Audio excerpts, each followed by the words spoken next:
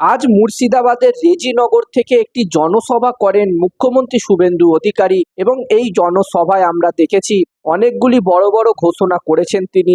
নতুন এই বিজেপি সরকারের যোজনার ঘোষণা তিনি করেছেন এবং সবথেকে বড় যে ঘোষণাটি করেছেন সেটি হলো আয়ুষ্মান ভারত যোজনা। এবং এই আয়ুষ্মান ভারত যোজনার ঘোষণা হবার পর থেকেই অনেকের মনেই প্রশ্ন ছিল, যদি আমরা আয়ুষ্মান ভারত যোজনার প্রকল্প না পাই তাহলে কি হবে, এবং সেটাও আজ স্পষ্ট করে দিয়েছেন মুখ্যমন্ত্রী শুভেন্দু অধিকারী। তিনি জানিয়েছেন যারা যারা আয়ুষ্মান ভারত প্রকল্প পাবেন না তারা পাবেন মুখ্যমন্ত্রী স্বাস্থ্য বীমা যোজনা। তাদের মুখ্যমন্ত্রী স্বাস্থ্য বীমার অধীনে 5 লক্ষ টাকার স্বাস্থ্য বীমা দেওয়া হবে। কেন্দ্রীয় সরকারের প্রকল্প আয়ুষ্মান যোজনার অন্তর্ভুক্তির কাজ চলছে রাজ্য জুড়ে এবং ফর্ম ফিল আপও চলছে রাজ্য জুড়ে। তবে কারা কারা এই যোজনার প্রকল্পের সুবিধা পাবেন তা নিয়ে সংশয় তৈরি হয়েছিল এবং এই ঘোষণার পরে মুখ্যমন্ত্রী এই সংশয় দূর করে দিয়েছে। যারা আয়ুষ্মান ভারত যোজনার প্রকল্পে আসবে না তাদেরকে আলাদা করে একটি স্বাস্থ্য বীমা করে দেওয়া হবে, মুখ্যমন্ত্রী স্বাস্থ্য বীমা প্রকল্প তাদেরকে করে দেওয়া হবে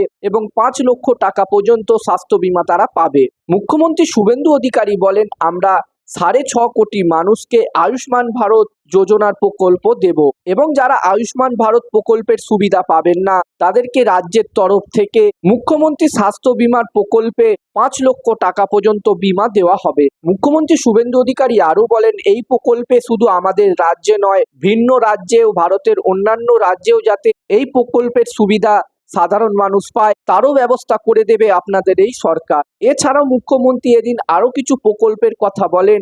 প্রধানমন্ত্রী আবাস যোজনা থেকে জি রামজি প্রকল্প এই রাজ্যে শুরু হতে চলেছে, এই রাজ্যে চালু হতে চলেছে। এছাড়াও তিনি বলেন, কিষাণ সম্মান বিধি যোজনায় কেন্দ্রের 6,000 টাকার সাথে আরো 3,000 টাকা যোগ করা হবে। এবং মুর্শিদাবাদের মাটিতে দাঁড়িয়ে, যেখান থেকে আমরা জানি প্রচুর পরিযায়ী শ্রমিক ভারতের বিভিন্ন রাজ্যে গিয়ে কাজ করে, সেখানে তিনি বলেন, মুখ্যমন্ত্রী শুভেন্দু অধিকারী বলেন, আমি প্রতিশ্রুতি দিচ্ছি পরিযায়ী শ্রমিকদের ফিরিয়ে আনবে বিজেপি সরকার।